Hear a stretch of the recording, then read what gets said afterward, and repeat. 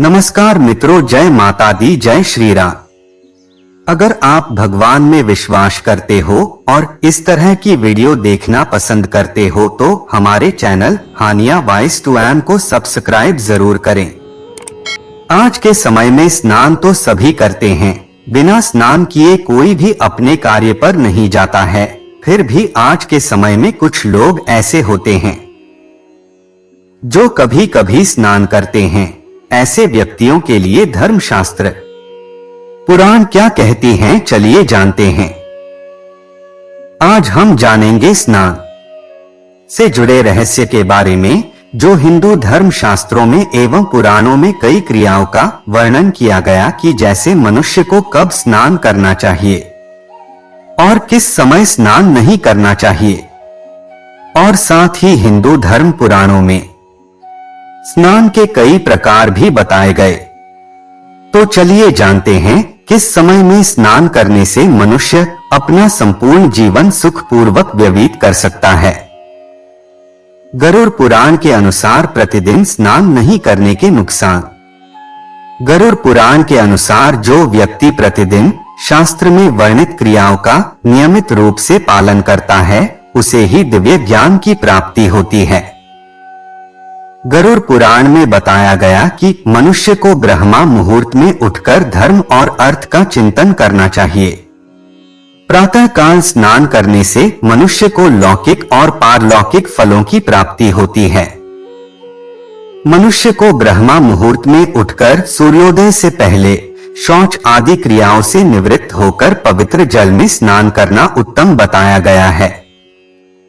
प्रातः काल स्नान करने से पाप कर्म करने वाले मनुष्य भी पवित्र हो जाते हैं, इसलिए यत्न पूर्वक प्रातः काल स्नान करना चाहिए। गुरु पुराण के अनुसार भगवान परम पिता ब्रह्मादेव पक्षीराज गरुड़ को स्नान से जुड़े लाभ के बारे में बताते हुए कहते हैं कि रात्रि में मनुष्य जब बड़े आराम पूर्वक से सो रहा होता है तब उसके मुख से लार आदि अपवित्र मल गिरते रहते हैं, जिससे मनुष्य का शरीर अपवित्र हो जाता है। इसलिए सुबह उठकर धार्मिक कार्य करने से पहले स्नान करके इस शरीर की अपवित्रता को दूर करना अति आवश्यक है।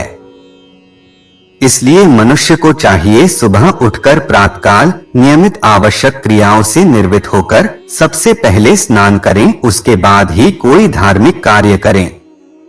उसके बाद आगे ब्रह्मा जी कहते हैं, बिना स्नान किए धार्मिक कार्य करने से कोई भी फल नहीं मिलता।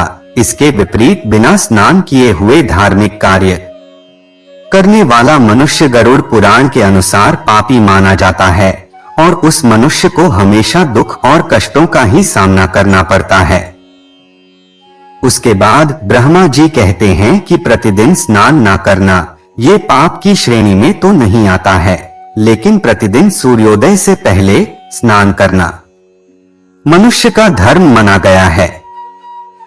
साथ ही ब्रह्मा जी कहते हैं कि यदि कोई व्यक्ति बिना स्नान किए नए दिन की शुरुआत करता है तो उसका कोई काम नहीं बनता।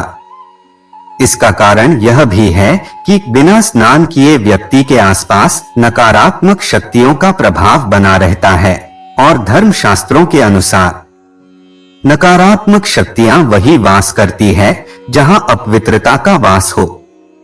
इसलिए गरुड़ पुराण में कहा गया है कि जो व्यक्ति प्रतिदिन स्नान नहीं करता वह अनजाने में ही नकारात्मक शक्तियों को अपनी ओर आकर्षित कर लेता है। गरुड़ पुराण में अलक्ष्मी, कालकर्णी, क्लेशद्वेष त्रुटि जैसी ताकतों को अनिष्ट कार्य शक्तियां बताया गया है। इन अनिष्ट कार्य शक्तियों में कालकर्णी विघ्न डालने वाली शक्ति है, अर्थात जो व्यक्ति प्रतिदिन स्नान नहीं करते उनके कार्यों में विघ्न आने की प्रबलताएं बढ़ जाती हैं। वही इस पुराण में अलक्ष्मी का भी जिक्र किया गया है। हिंदू धर्म पुराणों में अलक्ष्मी को माता लक्ष्मी का बहन माना जाता है, परंतु देवी लक्ष्मी के विपरीत अलक्ष्मी को निर्धनता की देवी माना जाता है। गरुड़ पुराण के अनुसार प्रतिदिन स्नान नहीं करने वाले व्यक्ति कभी धनवान नहीं बन सकता, क्योंकि इनके घर में सदा अलक्ष्मी का वास होता है। स्नान न करने वाले व्यक्ति के हाथ सदा असफलता ही लगती है और वह यश की प्राप्ति नहीं कर पाता।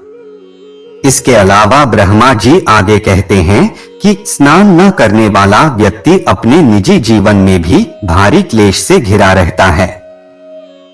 और साथ ही यह भी माना जाता है कि स्नान करने से दुष्ट स्वप्न और दुर्विचार से होने वाले पाप भी धुल जाते हैं और मनुष्य अपने दिन की शुरुआत इन पापों से मुक्ति पाकर करता है।